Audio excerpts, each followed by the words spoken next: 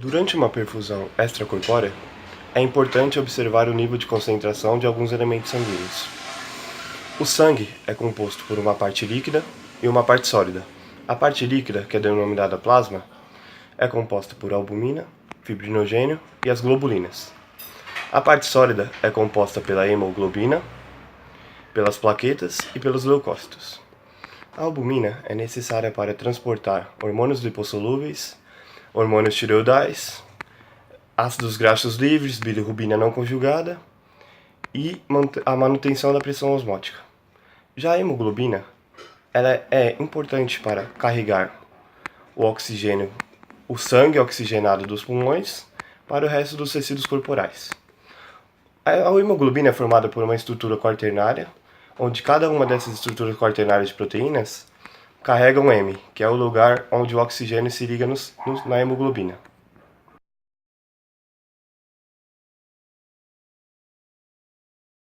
De acordo com o livro Fundamentos da Circulação Extracorpórea, da autora Maria Helena e Décio Elias, as bombas utilizadas para a impulsão do sangue durante a circulação extracorpórea são do tipo de deslocamento positivo, que aspiram o sangue no orifício de entrada e o conduzem ao orifício de saída. Essas bombas geram um fluxo contínuo e retilíneo. Ao contrário da bomba cardíaca, não geram pressão de impulsão, como a pressão sistólica. Os mecanismos orgânicos reguladores do débito cardíaco não são efetivos com a bomba mecânica, que é ajustada para fornecer um débito fixo e estável, calculado conforme as necessidades metabólicas do indivíduo, nas condições da operação a ser realizada. Por essa razão, a pressão arterial, durante a perfusão, a pressão intravascular média é mais baixa que a pressão gerada pela bomba cardíaca pulsátil e representa a interação do fluxo da bomba arterial com a resistência vascular periférica do paciente.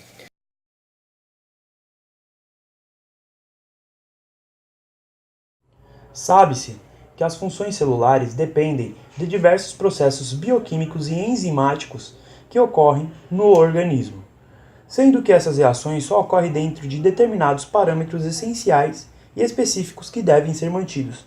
Exemplos desses parâmetros são temperatura, osmolaridade, eletrólitos, nutrientes, oxigênio, dióxido de carbono e, principalmente, os íons hidrogênio, que caracteriza o valor de pH.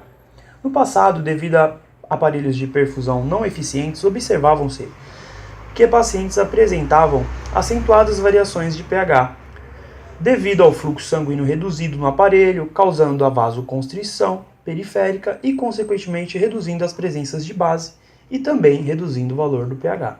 Hoje, devido à fabricação de aparelhos mais sofisticados, melhores conhecimentos da hemodiluição, adequado manuseio dos fluxos da perfusão e inibição da vasoconstrição, permitiu-se aos perfusionistas o melhor controle da perfusão extracorpórea, com mínimos desvios da fisiologia e do equilíbrio do tampão bicarbonato.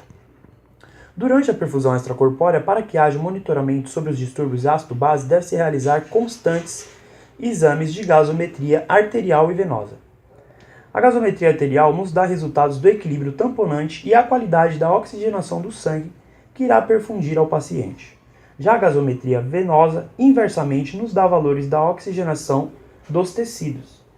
A análise da amostra deve simular em laboratório o mesmo padrão do paciente.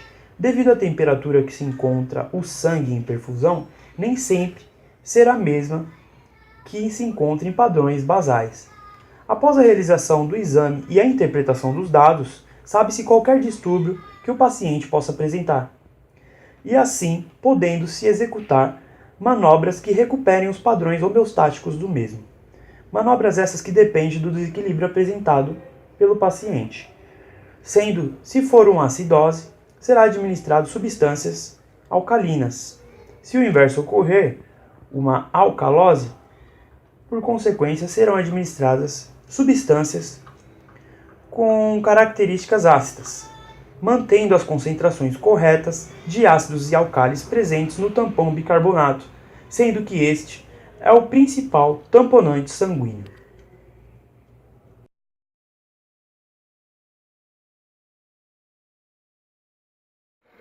Hemoglobinopatias são doenças genéticas que afetam a hemoglobina. Seus exemplos mais comuns são doença falciforme e a talassemia. Ambas são doenças hereditárias. A doença falciforme ela é caracterizada pela presença de uma hemoglobina S nas hemácias, o que deveria ser hemoglobina A. A talassemia ela é caracterizada pela baixa produção de uma das cadeias que formam as hemácias. Essas alterações genéticas provocam a redução na produção de hemoglobina, tornam as hemácias menores, com menor resistência, menos flexíveis e o transporte de oxigênio para o corpo não acontece de forma satisfatória. Algumas pessoas apresentam sintomas que permitem a identificação da doença, porém, para outras pessoas pode aparecer somente quando submetidas a um processo como o da perfusão extracorpórea. Essas hemácias de menor resistência e que se rompem com mais facilidade, em consequência da perfusão, pode causar hemólise como uma interferência cirúrgica. Muitos perfusionistas já foram surpreendidos com esse caso durante o processo da perfusão, mesmo que em curtas durações e com todos os preparos, todos os cuidados, montagem de equipamento e condição rigorosa para realizar o processo da perfusão. O preparo e a condição da circulação extracorpórea em pacientes portadores da hemoglobinopatias requer um preparo minucioso em função de preservar a integridade das hemácias, evitar complicações, eliminar as possíveis causas de hemólise ou até mesmo quadros clínicos irreversíveis.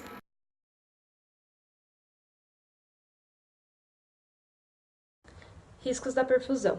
Os fatores influenciadores. A gente pode citar idade acima de 70 anos, diabetes, tempo de cirurgia, cirurgia emergencial, entre outros.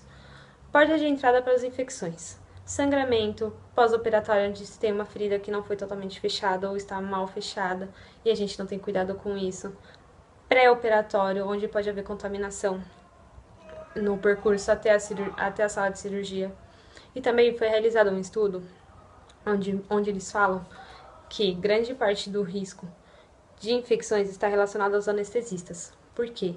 Eles mostram que grande parte das bactérias encontradas nas infecções são as mesmas encontradas nas mãos e luvas dos anestesistas.